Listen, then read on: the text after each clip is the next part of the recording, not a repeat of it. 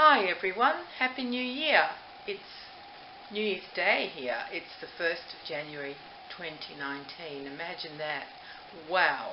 So Happy New Year to all of you. I guess some of you are sleeping right now, but when you see this, it'll be good that I can say Happy New Year to you.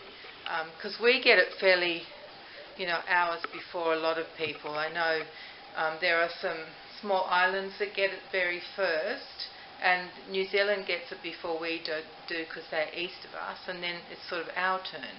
So we had a very big night here last night. Not that I did, I was fast asleep. But Sydney in general had a big night. We always have two lots of giant fireworks. We have one at 9, that's called the children's fireworks, and that's so that you don't have to keep your children up too late and they can still see fireworks.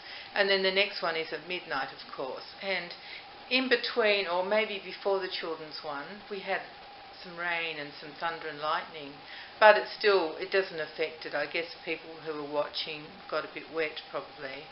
My son and his family, so Oscar's family, were out there on the foreshore somewhere on the harbour watching.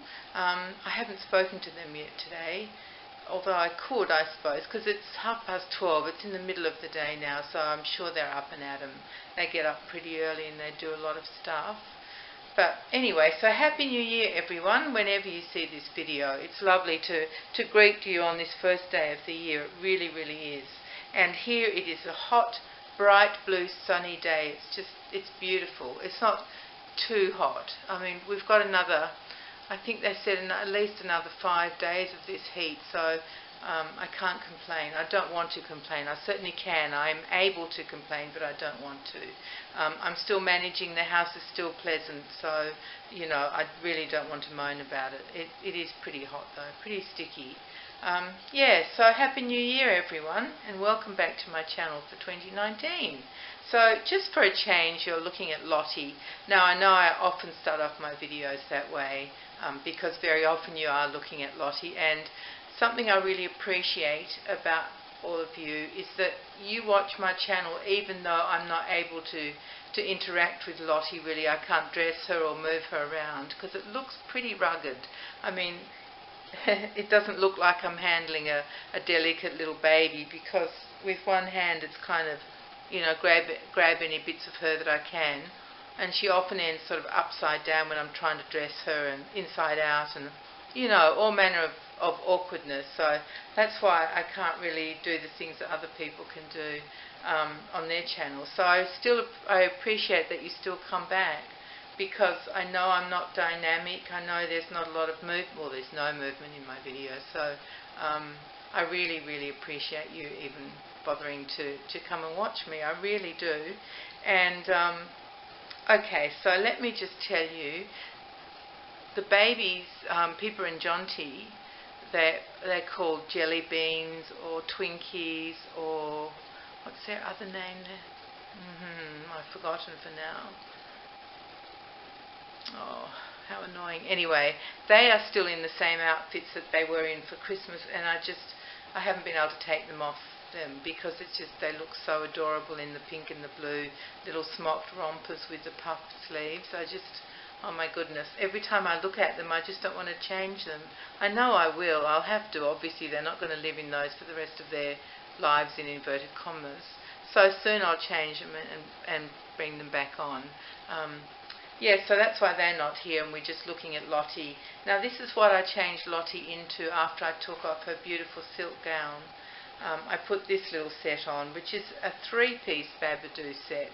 And I started just putting on the 2 pieces, which is a white short sleeve t-shirt, and it's got a ruffle collar in a beautiful sort of greeny slash duck egg blue, and it's got beautiful pattern, so in leaves and flowers, and they're sort of etched in a grey, as though it's a line drawing, and inside of the grey outline is kind of a creamy white colour. So that's what the top is. It's a short sleeved white t-shirt with that ruffle collar, and then the bloomers are in the same beautiful green slash duck egg blue. And so I put those 2 pieces on, but this little white cardigan that's in a garter stitch in very fine knit, comes with it. It's just got one button at the neck. It's not a button-through cardigan. So it's just like a little light extra layer, and it's so cute, that cardigan, that I said to Lottie, I don't mind if she's hot for a little while, she's going to wear it because it looks so cute. So that's what she's wearing, and it's all by Babadoo. It's in her size, whatever that is, 0 to 3. I'm not sure what Babadoo calls that. Might be called 62 centimetres, I think that's what they call it, and it fits her just perfectly. You know, it's not tight, it's not loose, it's just right. And I've given her a headband, which is white, and it's got a sort of a flower with lots of petals, and then of course she's got her diamonds and pearls in the centre of that flower, because what else would Lottie have? Of course she'll have diamonds and pearls. And then for a change she's sucking her dummy. I thought that would keep her quiet and not complaining about the cardigan, so she's got her little dum-dum in, which she doesn't use all that often, just occasionally if she really needs to. Sorry, I'm fiddling a bit with the camera. I didn't want to cut off the top of her flower, and I think I was before. And in her hand she's holding a little Miola teddy rabbit, a little one, a small size, in a lovely neutral kind of rabbit colour. And around the rabbit's neck is just a little thread with a silver-coloured heart on it. And the inside of the long, long ears is a beautiful contrasting fabric. So that's what she's holding, her little rabbit, for today. And now, I hope you're prepared for a bit of a long one today. I was going to make it super short, but I can't. I have so much I want to tell you about. I want to tell you that the tree's gone, that my son, my big boy, Oscar's dad, and his father-in-law came round, and actually his mother-in-law, who's my friend Lynn, I've talked about her before. She came and helped me at the doll fair last year, 2018, and we had a great time. And we've known each other for a long time, and she came and we just talked, had a cuppa while the boys worked. But they got the whole thing chopped down with a chainsaw, and my boy bundled everything up because the council needs it bundled so they can pick it up easily and throw it into the back of their whatever they bring, their truck thing. And so my boy carried everything that Ian was cutting, and my boy carried it all the way down the side of my house, because we're not allowed to put it out the front yet until the weekend before it gets collected, and that's not for a couple of weeks. I booked it in, and they were busy until then, so we've got it all stacked along the side of the house. It doesn't look too bad. It's a very neat sort of stack. There's a lot of it. But anyway, it all got done in just a few hours, and I was so happy. I am so happy.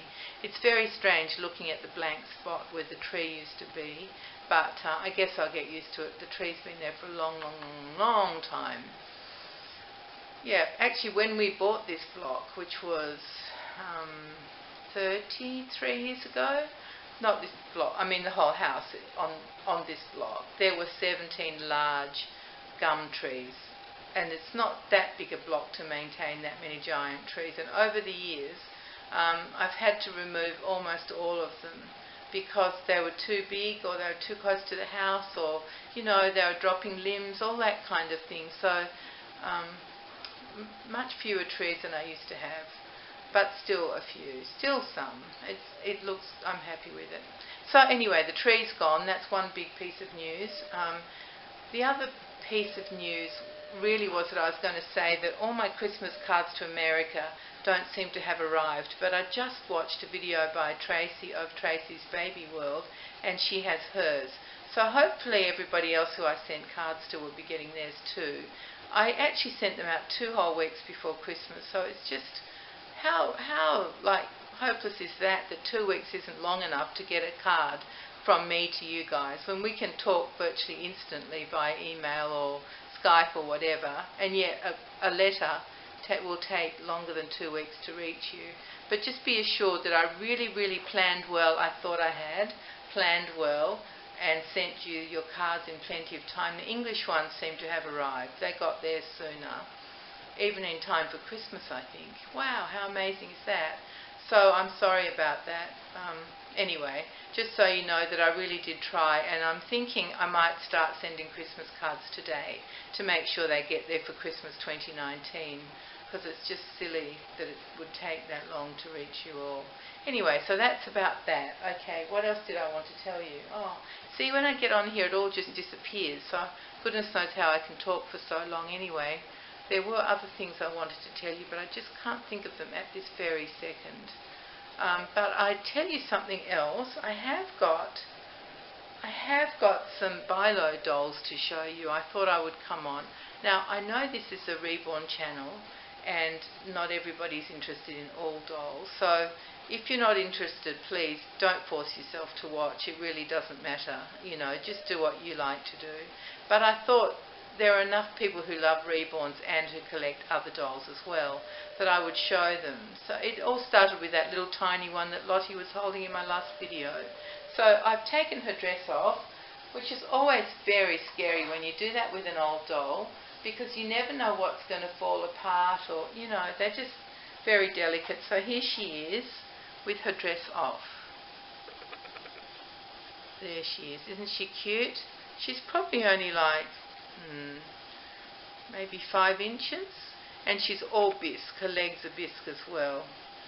I couldn't take her nappy off. I wanted to, because it seems to be sort of glued onto her legs there, so I just left the nappy on, and you can see the little socks with the ribbons. I mean, it's all very old. She was made in, well, in the 1920s or 1930s, somewhere there.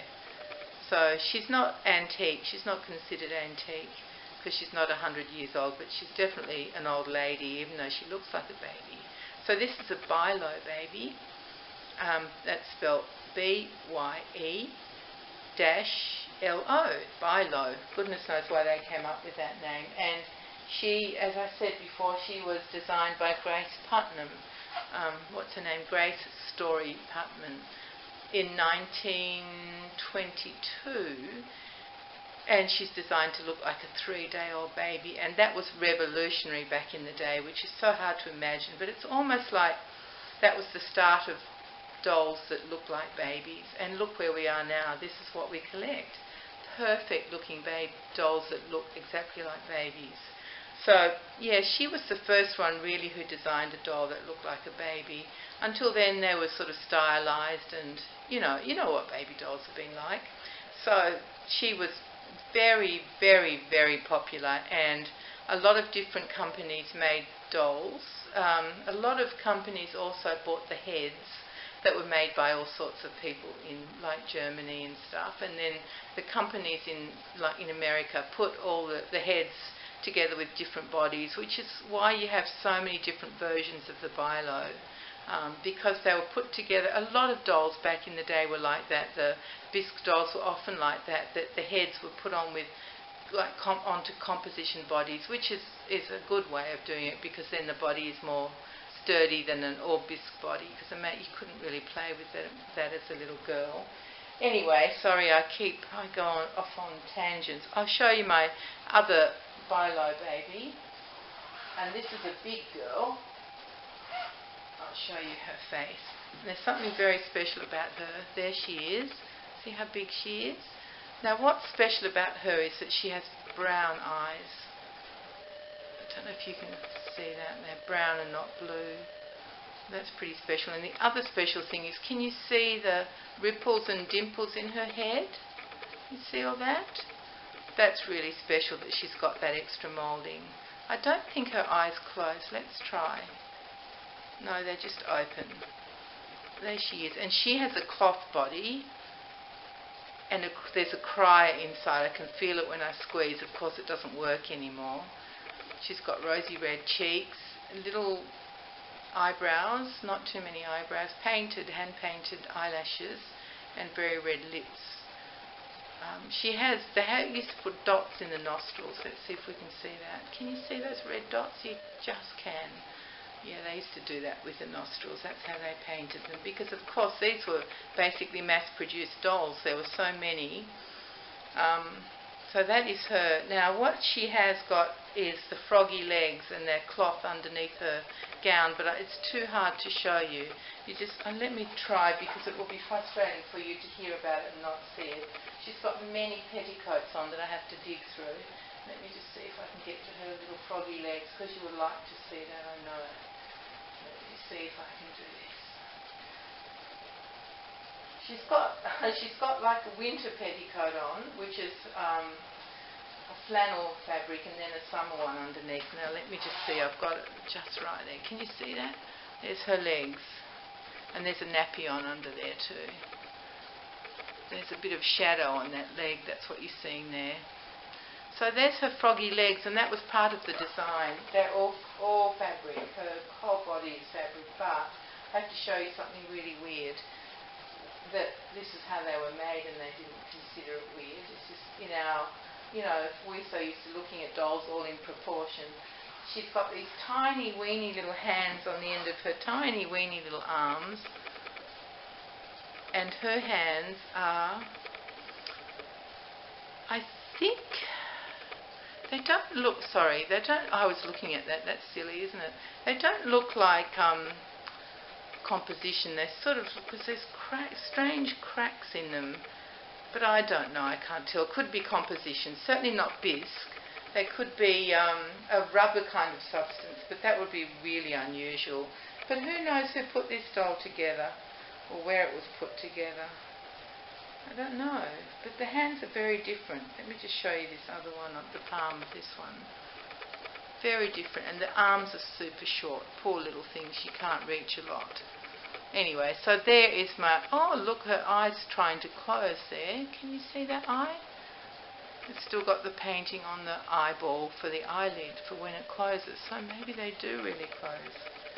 Might be stuck a bit. Yeah, they're trying to close a bit. You see that? Looks a bit spooky like that, doesn't it? Anyway, I'll just, usually if you just shake them, they come good. I'll fix it. One eye's good and the other one's still half asleep. That looks a bit yucky. I'll fix her up in a sec. So that's my Bilo baby. She's got Grace Putnam written on the back, Bilo baby. And when I went to get her, because I thought I had two larger ones and the little teeny weeny one that I showed you. But when I went to get her, I found these other ones that aren't Bilo babies, but my goodness me, they are copies.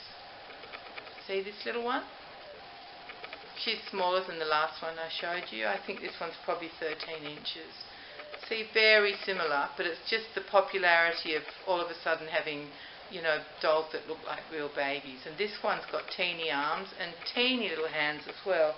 And her hands are made of celluloid, which is a very thin, old-fashioned kind of plastic. It was one of the first plastics. There was Bakelite and all of those. Ite ones, which is a very strong, thick kind of plastic. And then celluloid, which is thin. You probably have come across celluloid dolls, and they often have pushed-in cheeks or pushed-in heels on their feet, or, they're very delicate. They can crack easily. Now this little one has got blue eyes. There we go.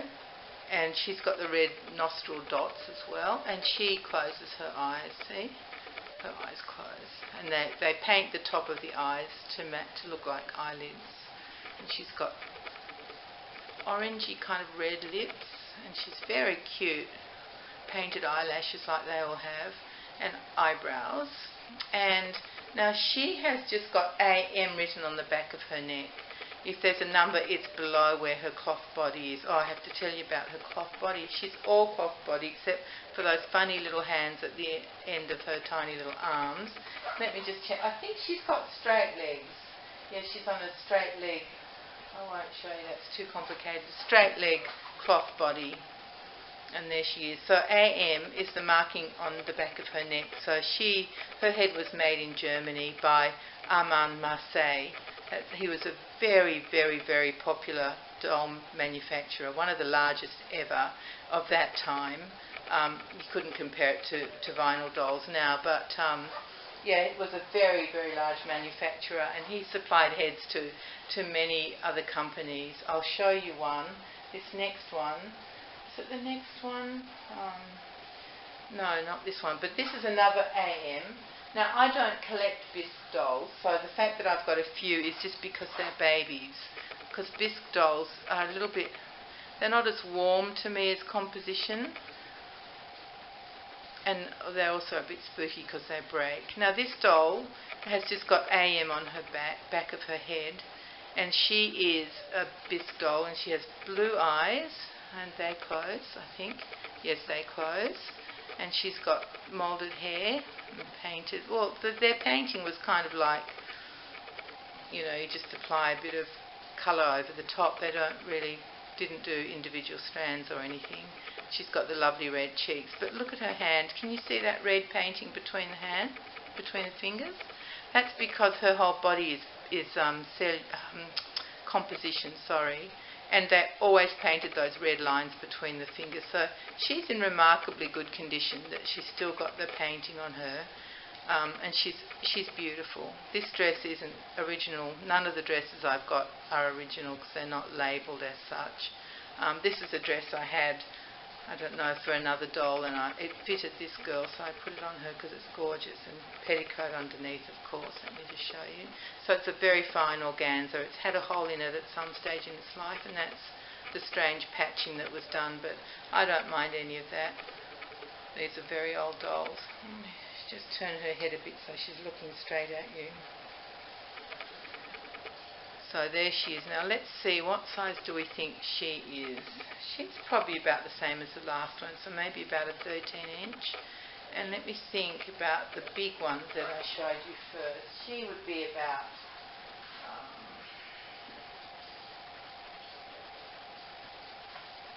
the big bilo, that is. That's the one I'm looking at, just trying to work out her length. I suppose she'd be about 15 inches, something like that. Okay, so the last one I've got to show you now, you have to not be too shocked by her clothes, okay? Try not to be too shocked. She's another German doll. Open your eyes, darling. Everyone wants to see you. There she is. So she's similar again in that she's a baby, and she'd be around the same era, you know, the 20s and 30s era. Now her clothes are very old and very stained. Look at the colour of them. And see how that's like that? That's torn, and that's called melting. There's another patch there, because the fabric is so old and so thin that you virtually just touch it and it just disintegrates. Now she's got a cloth body, and look at her hands. These are definitely rubber hands. Can you see all that? There you go. They're rubber, which is really unusual. So who knows who put... Well, I do know. I was going to say who knows who put this doll together, but I do know because it's written on the back of her head. Now, on the back it says Germany, and then under that it says Aaron B, which was a company in America, I think probably New York. So the head was sent from a company in Germany. It doesn't even say which one, unless it's under the line where she joins to her cloth body. Sometimes, you know, the mould numbers were low down, or the manufacturer was too low down, and you can't see it unless you pull the doll apart. So her head was made in Germany and sent over to America to be assembled into a doll. That was, they got boxes and boxes and boxes of heads and just turned them into random mixtures. So she's a random mixture with very unusual hands.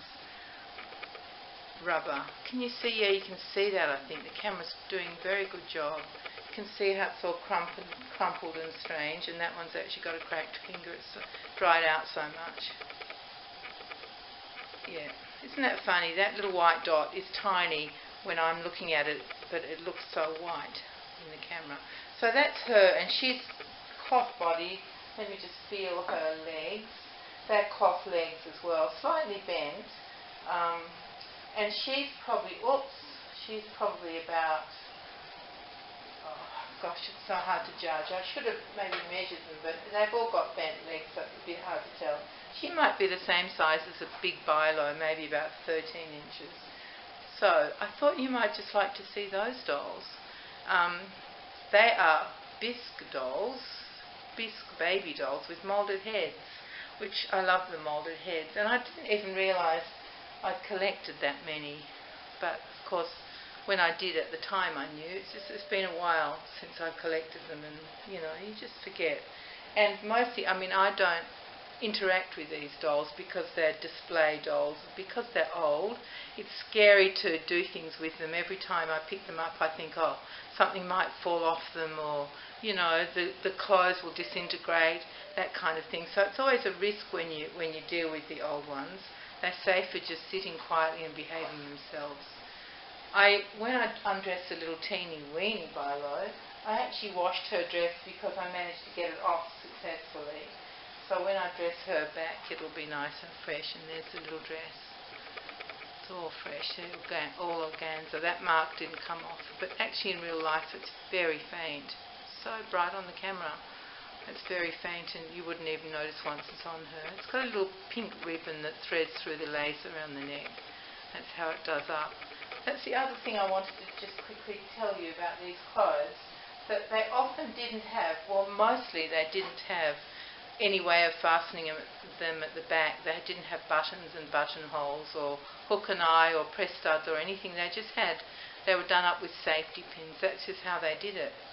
I guess it was quicker in the factory when they were manufacturing them, and so that's how they mostly were, all done up with safety pins. So if you see a very old dress that's got a hook and eye or press studs, chances are it was added by a later owner. Occasionally you get a beautiful, very fine shell button with a little loop of like crocheting, a little crocheted loop that you put over the button, and that could be original. It's pretty unusual though. Really, it was just safety pins that did things up. One day I'll show you one of my sets of quintuplets that I've got. They are called they're just called the quints. That's what people call them, or the quins. The Dione quintuplets, and all their dresses are all done up with safety pins. Doesn't matter what size doll they are, they're done up with safety pins. So that's just a little aside to tell you. Now, I had to tell you this, but I haven't really finished. What I'm going to do is I'm going to change Lottie, because it's a warm day, and she's been in that for a day or two, into one of two things. Either this little, you see that?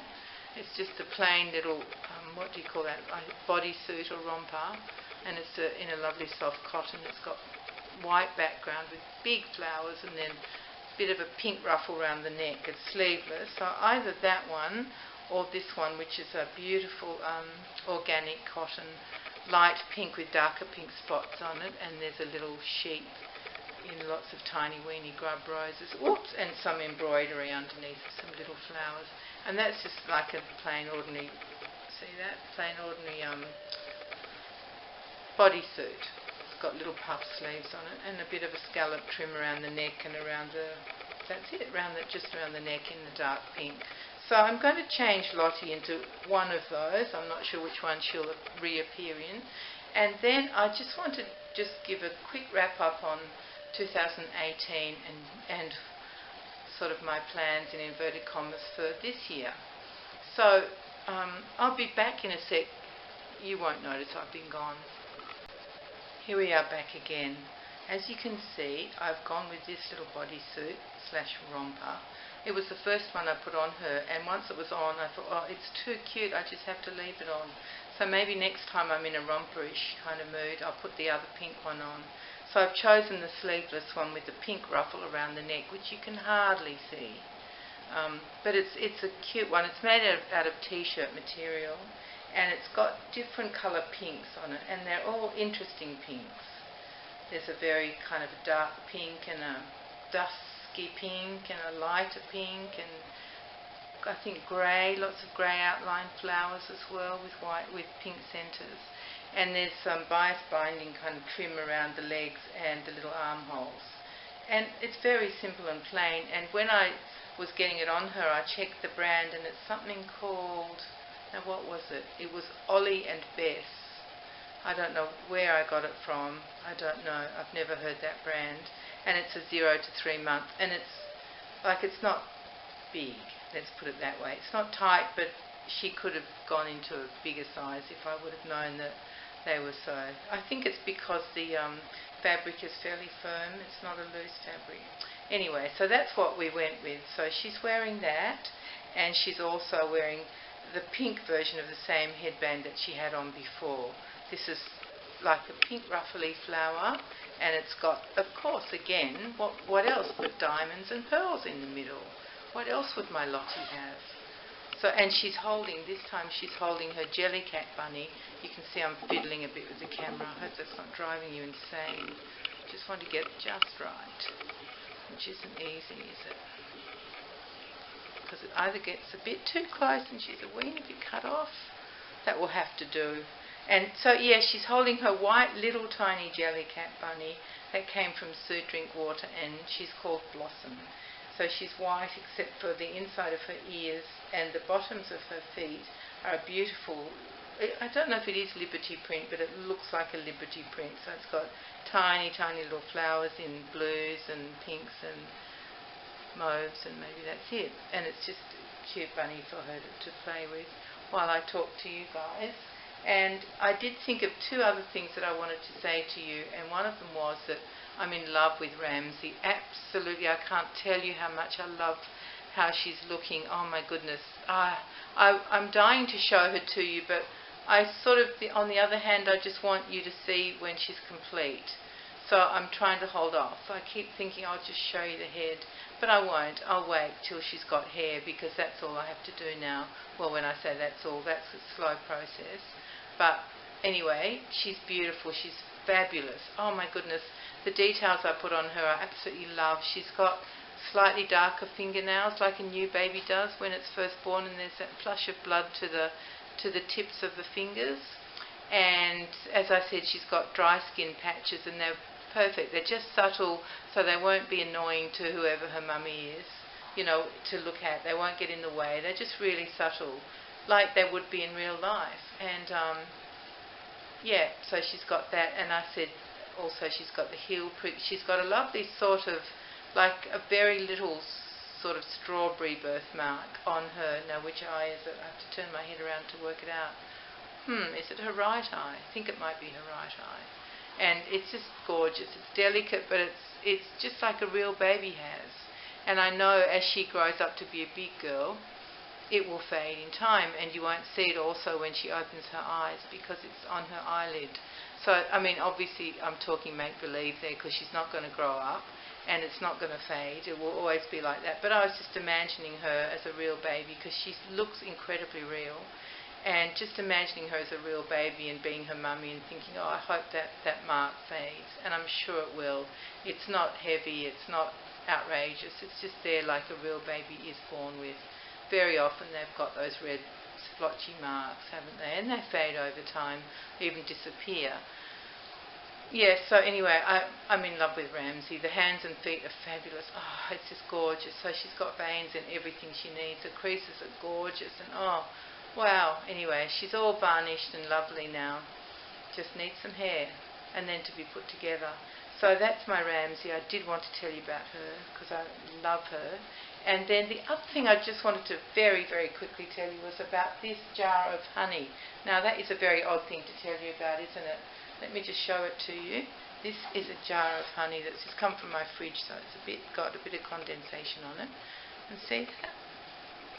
That is a jar of honey, and that comes from Lynn and Ian, my son's parents-in-law. They actually have beehives in their back garden, and they get to harvest honey a few times a year. And they just gave me 4 jars, 2 for me and 2 for my brother, because he loves the honey too. It's the most beautiful honey. Can you see that colour? Isn't that just heavenly? That comes from their very own garden, from their very own bees.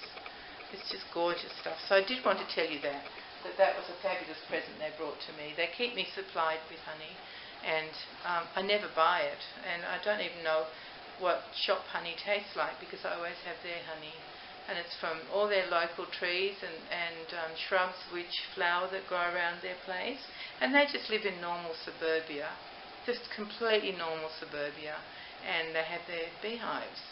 So aren't I lucky? I just wanted to show you that, because that's really different. I feel very privileged, and it's amazing. So thank you very much to Lynn and Ian. And okay, now what I really want to talk about, which won't take long, even though it sounds like it's a serious subject, I will be quick, And it's just, I wanted to talk about the last year, so 2018, and then this year. And I was thinking about last year, especially because what I always do on New Year's Eve is sit down and prepare my new calendar. So I write down from my current calendar all the birthdays and sadly the deaths onto my new calendar so I can keep track. And when I do that, I go over everything that's happened in the year, and it's really interesting because I don't keep a diary in any other form. I use my calendar for that, so I know when someone dropped in or when I went out, and I remember it all when I start reading all those little notes on my calendar. So I enjoy going over the past year like that, and really I did take note of the car accident, and I was just really, my overall feeling after that car accident was I just felt so happy that she hadn't managed to kill me, that she let me live, because it was only a matter of inches and I would have been a goner. She hit slightly to the front, or partly my driver's door, and then the rest of it was to the front of my driver's door. If it would have been half a second earlier that she hit me, she would have hit me completely side on with the full force of her car against me. And I know there are side airbags that come out, so they would have perhaps protected my head, but I don't know about the rest of me. I reckon that would have been squashed. So that is my, excuse me, that was my, oh my goodness, now my throat gives in. That was my overall feeling after the accident, was that, phew, she didn't get me. How lucky am I? And so I don't even really think ever about that accident. It wasn't until I was going through the calendar that I remembered about it. And especially now that I've spoken to the nurses, I sort of feel like I can roll a line under that chapter in my life. That was done last year, and luckily I'm fine. So yeah, other than that, it was just a really good year, as you have all seen. It's just been a year of all my grandchildren getting a bit older and a bit cuter and more lovable and adorable, and it's been a year of making beautiful babies, beautiful reborns. This is just heaven for me to be able to make these babies. I just love it. And before I had my stroke, when I could do anything and everything, and I did do anything and everything, I was always making something, always knitting or crocheting or cross-stitching or making lead-light windows or, anything. I was busy all the time. I just loved creating. And so to be able to do this now is just heaven for me. I think I would go crazy if I couldn't make something. It's just part of me. So I am very, very happy, and it was a great year up until yesterday, when the year changed. And so now what I'm thinking of for this year is really not a lot, because what I like to do is I like things to evolve the way they evolve. I don't like to make plans, because then you're kind of locked in. I like to just like things to just develop the way they're going to.